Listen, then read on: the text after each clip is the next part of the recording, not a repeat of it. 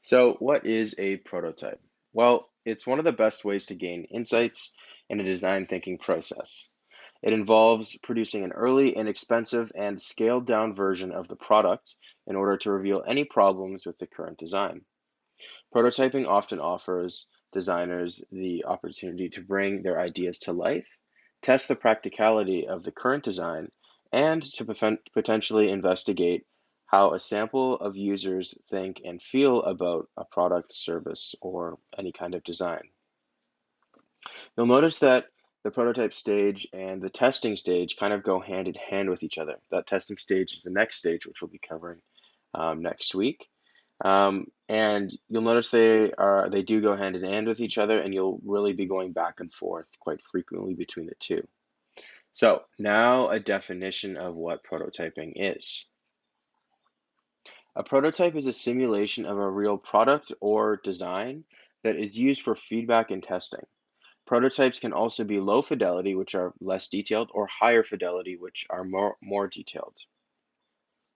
So basically, in the realm of design and prototyping, there are really just those two, not just those, but those two kinds of definitions for the low fidelity and the high fidelity. And so basically, what low fidelity is it means it's sort of like a quite basic and usually quite simple and early on in the process prototype. So usually it has less functional aspects for the user to interact with, which means when you show a user a low fidelity prototype in order for testing, you're testing for the overall concept. And I believe this is where the majority of you will probably uh, be at throughout this process, just due to the fast nature of the class and the short deadlines. So high fidelity usually means they're a lot more detailed, and these are the used for testing more specific aspects of a design. So for example, if you had an app, it would be more like testing the interactions that the buttons make on that app and the user experience of the app as a whole. This form of prototyping often focuses on the small, precise, and trivial details of the prototype, and it really gives the person testing them and the testing subject a much more involved experience. An example of both low fidelity and high fidelity would be like if you were designing a poster and your low fidelity prototype would be like the overall composition and information hierarchy, like what exactly your poster is going to say and where that information is going to be on the poster. And if it was in the stage of high fidelity, it would be more specific elements such as color, typography, and so on, and that kind of styling in those elements. So, low fidelity prototypes allow you to present the design in a top-down manner, so that your user, so you can see that how your user will move through the design, and so you can understand their experience throughout the various elements and stages, rather than the precise details. They tend to focus more on the journey rather than getting into the detailed different stages of that journey.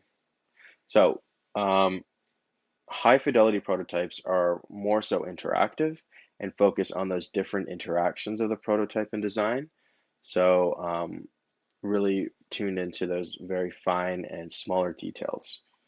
But honestly, a prototype can also be anything in between of these two examples, as long as you are sort of like simulating the experience or something close to the experience of the finished design for the user to interact with in a big, small, detailed, or a broad way.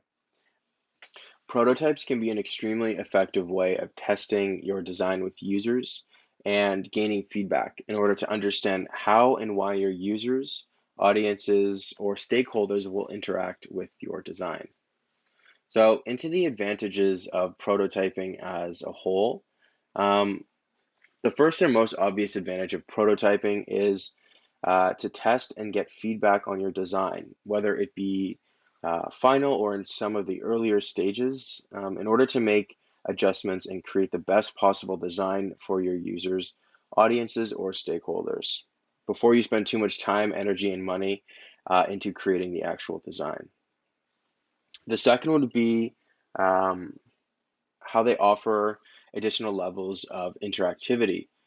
So more than just simply telling someone about the concept of your design, whether you create it in a sketch, physical, or digital model, putting the prototype in front of your user to gain their feedback can be invaluable, and you will gain an understanding for how they might interact with it if it was completely finished. Obviously, this depends on how far along or detailed the prototype is as well. But typically, during this stage of the process, designers will go through multiple levels of prototypes and testing, where they will gain feedback at every stage from low fidelity all the way up to high fidelity prototypes. When considering the test subject, it doesn't always have to be your typical user as well. Often getting sort of like a layman to use your prototype or someone who doesn't really know anything about it can be super beneficial in order to sort of like change and alter your point of view and perspective. So if you have a friend or family member around, definitely ask them to help you out all throughout this kind of process of prototyping and also testing. So now that we've looked at some of the advantages of prototyping, I'll go over some of the disadvantages that I see for prototyping that you should really be sort of mindful of when in this stage. So first up would be building and testing prototypes can be extremely time consuming, and it can also be somewhat costly. So that depends on how far you take everything. So just please be mindful of your abilities during this stage in terms of also your time commitments, um, and also the materials that you have access to. Another one is that when you're what you're building really needs to sort of match what you believe your final design will be like. You want to really reflect what will be released to the user. Of course, you'll change it during the prototyping and make small tweaks and iterations, and sometimes you may want to pivot, but just make sure that the prototype is somewhat similar to what you envision the final design to be like. Because if you think about it, the purpose of prototyping is to gain that relevant feedback on the design. A personal example about this and prototyping, um, and something to be careful and mindful of is I was working with a group on an app, and we had something totally ready for prototyping. We tested it, gained valuable feedback, and then tried to make some adjustments, which did work, but then we weren't able to test again due to sort of time constraints and the evaporation of a budget. So this left us with a really great prototype, but we weren't able to test it again with our users. So it put us in a bit of a weird position.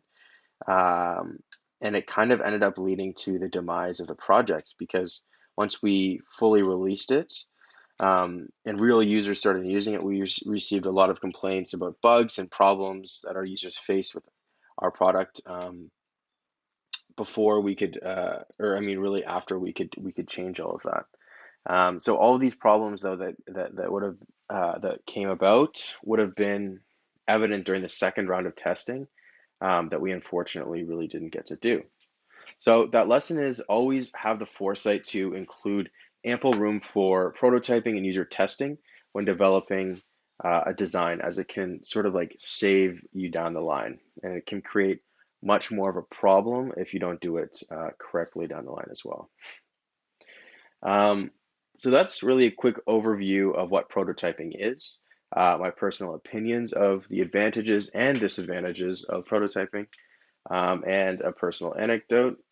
So next we'll really learn about the different ways to prototype. Thanks a lot for listening.